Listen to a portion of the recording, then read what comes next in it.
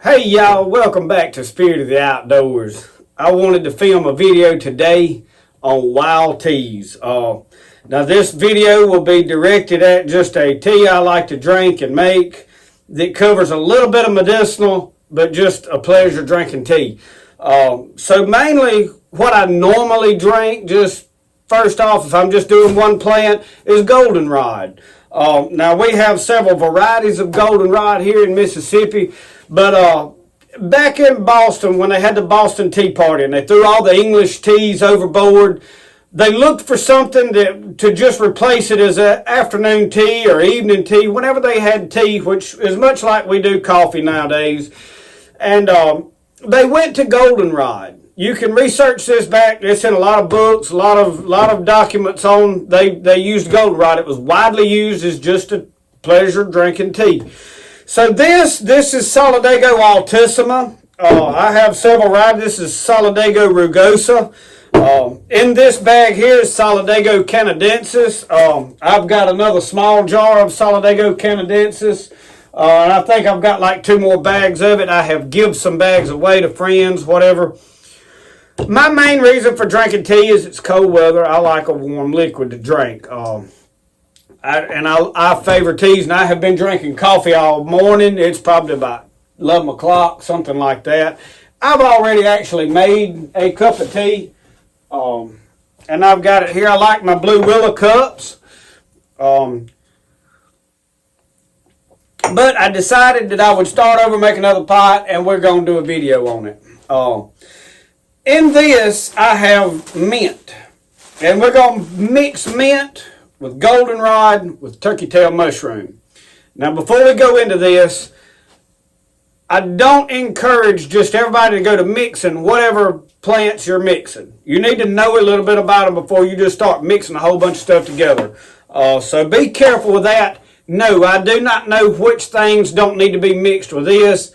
They could be plants that don't bother me at all that make you sick. So with wild plants, it's one of those things, and I try to stress this in every video. If you've never tried something, don't drink a whole pot of it. And when I say a pot of it, this is an infusion. This is just hot water over a plant. We're not boiling it like a decoction. With a lot of your plants, when you boil them, you kill some medicinal properties. Now, there's some things that you have to boil as a decoction to get the medicinal properties out of, like willow bark and different things.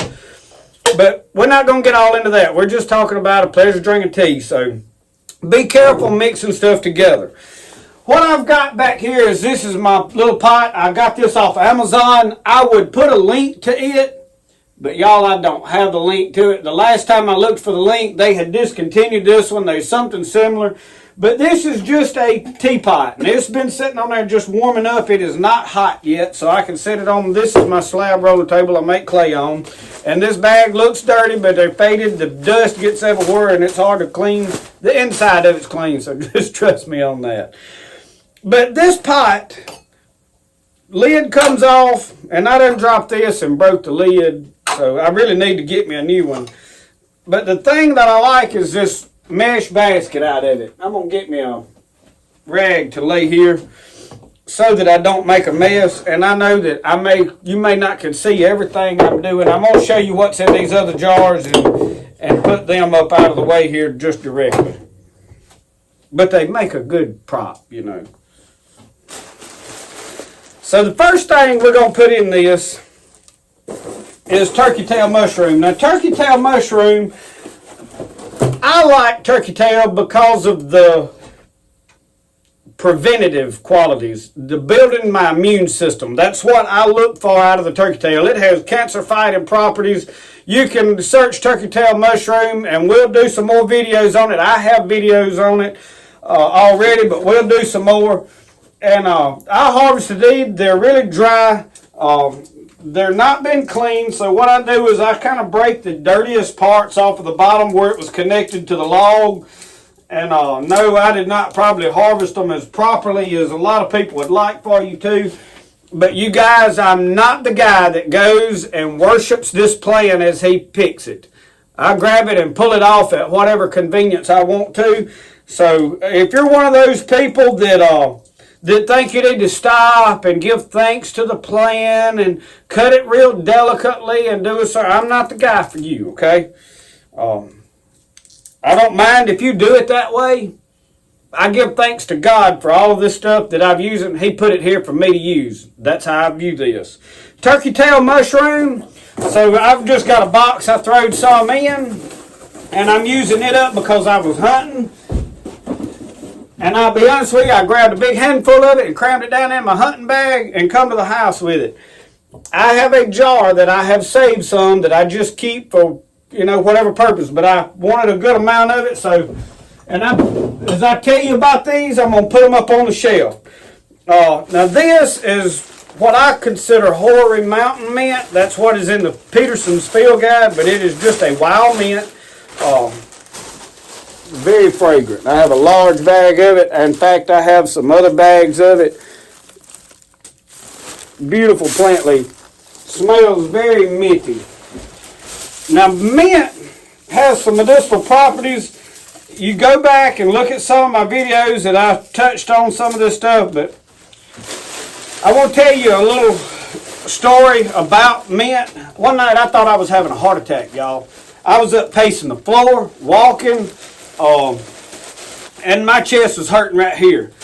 What it turned out to be was gas. Me and my wife were both doing some research, looking online. What is this? Am I having a heart attack? I'm like, I don't think I'm having a heart attack because I'm not feeling the stuff in my arm, my numbness, tingling, anything like that.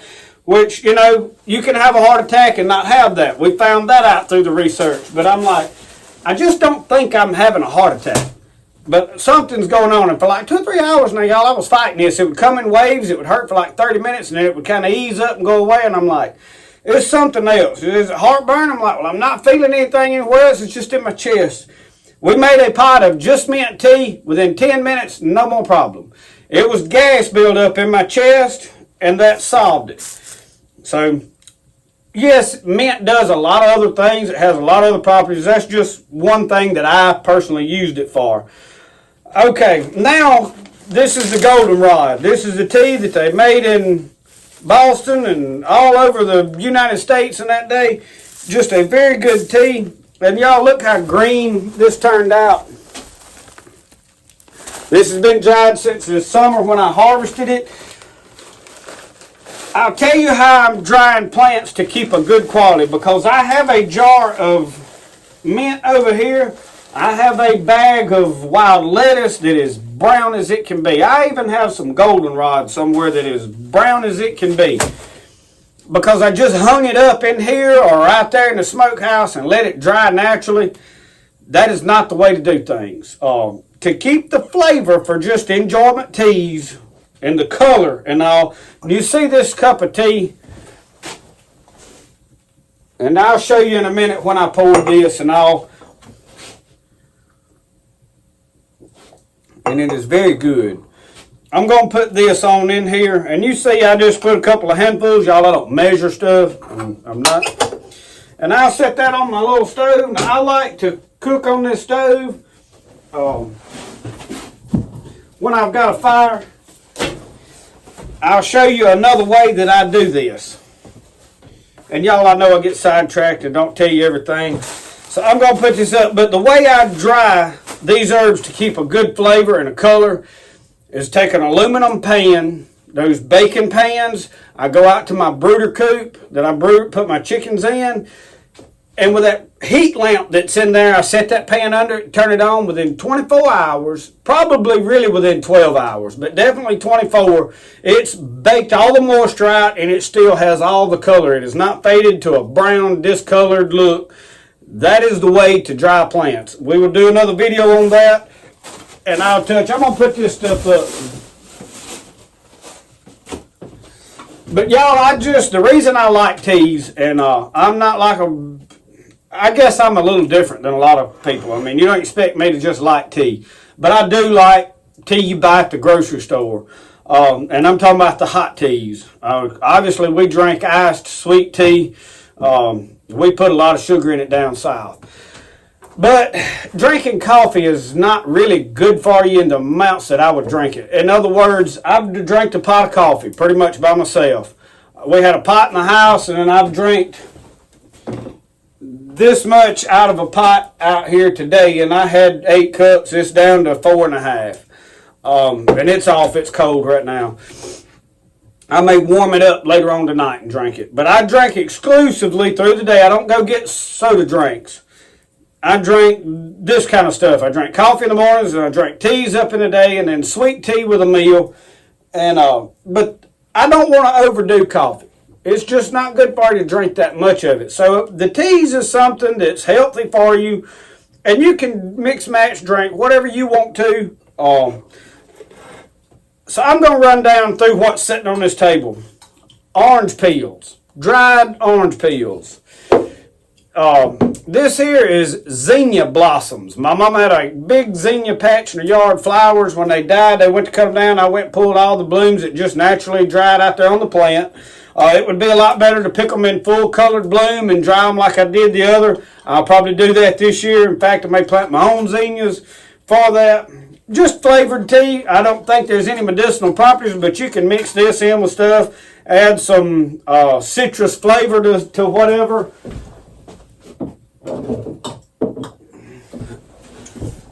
Lobelia. This is the cardinal flower, the red cardinal plant. This I drink for the antidepressant, anti-anxiety, which also the passion flower and the passion plant have those qualities.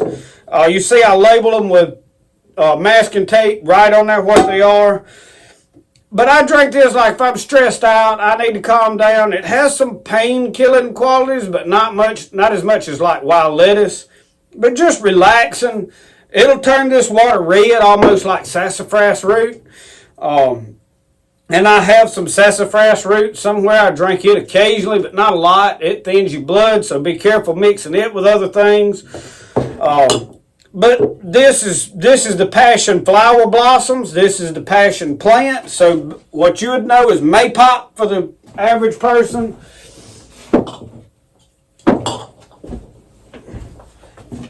The lobelia. And these are the 2 solidagos. I think I already mentioned them, but this is Solidago altissima, Solidago rugosa, both goldenrod. Same medicinal properties in each one of them. But one of the other ways during the summer when I want to make tea and I don't have this fire going, well, how do you make teas? I'll put a link to this little ball in my description box if I can find it. Opens up, a couple spoonfuls of your plant material in there. I open this up, drop it inside, hang the clip out here on the top of the pot where I can pull it out later, but usually it's dry, you can pour it out, whatever.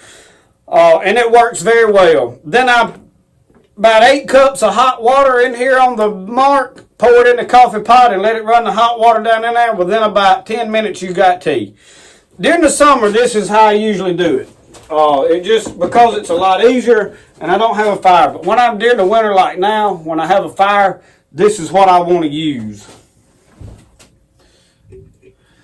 So y'all, we will this in coming videos, we're going to do a lot more plant videos. Y'all, I did want to mention while we're talking, the coming videos that we're going to do through this summer, I'm going to dedicate one to the books. I know I've had a lot of questions on books. I have mentioned a few books. I have shared links to books. You have seen books in my videos. But I have got some new books. This coming spring, we're going to dedicate a lot of time, especially in the early part of the spring, to foraging, wild edible plants. Now, of course, we're going to be doing a lot of fishing, a lot of all that kind of stuff, catfishing, grinnell fishing, especially crappie fishing.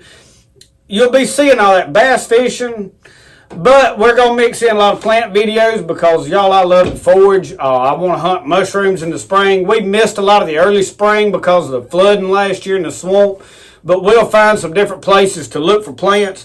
But I will do a video completely on all the books I have. And y'all, I have an extensive library. I like to read. I like to sit down at night and find a good book, and not just medicinal plants like the Foxfire series. I have all of those books, but I have got some new books on like Southeast foraging that I got for Christmas. The Lost Ways book of herbal medicine. I got that book this Christmas, so I haven't even got to really use those. And there was several books I got late in the year. Picked some up at yard sales, y'all. Yard sales are a great place, and thrift stores to find old books. But I will lay out all my books, and we'll do what I think about each book. But I want to dedicate a lot more this coming year to foraging and just wild edibles. And then the medicinal plants we'll start picking up later through the year, because from like July through September is when you really harvest in your medicinal plants. Is when they're in the peak and the blossoms and all that. Of course, you can pick them at any time. Right now, you can go find goldenrod if you really know what you're looking for. There's places that are protected. The wind hadn't blown all the leaves. It's dried off. They're not in the primest quality. Probably a lot of there's not as good. But yes, they're still there. The roots, a lot of your roots, if you're going to harvest, now's a good time during the winter before they start springing out. So we'll cover a lot of that stuff.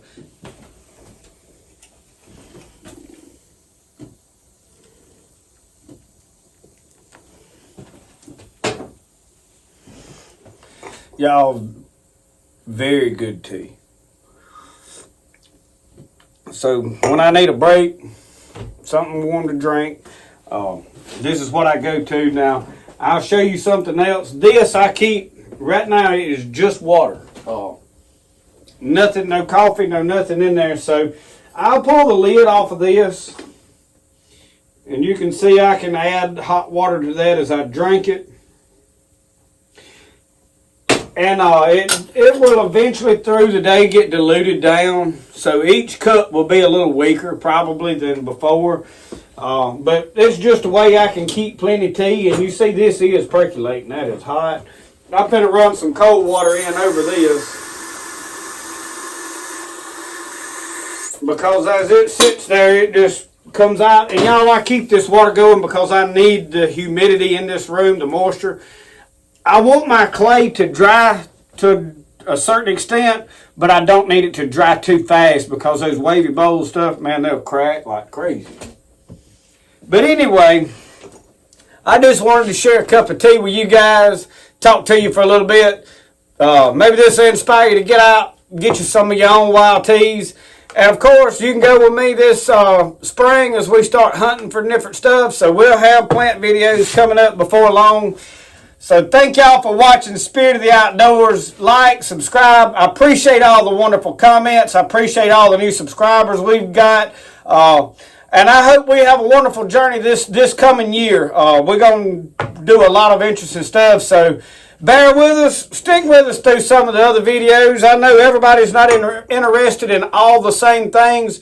Y'all, I try to cover a broad spectrum of stuff because I do a broad spectrum of stuff. I'm not just a guy that's all about fishing or all about hunting. And y'all, my trapping, I know some of you could care less about killing animals. I don't do a whole lot of trapping. In fact, right now, I don't have a trap out anywhere. Everything's pulled up. And trapping season's still going on. We may hit another couple of trapping spots if we get some beaver jobs, but it'll strictly be predator control. So, I don't want to run you guys away that like my plant videos because we've killed a few things on some other videos. I'm not a blood and guts guy. I don't like to just see what all I can kill and murder. But it is some substance, what word am I looking for? Anyway, you know what I'm talking about. We live off the land to a large degree. Now, yes, we grocery shop and do all those things too, but we're not off grid, anything like that. But it is what I call a somewhat homestead. We grow a lot of our own food, harvest a lot of medicinal plants. So we'll have a wonderful journey coming up this spring. We'll see y'all next time.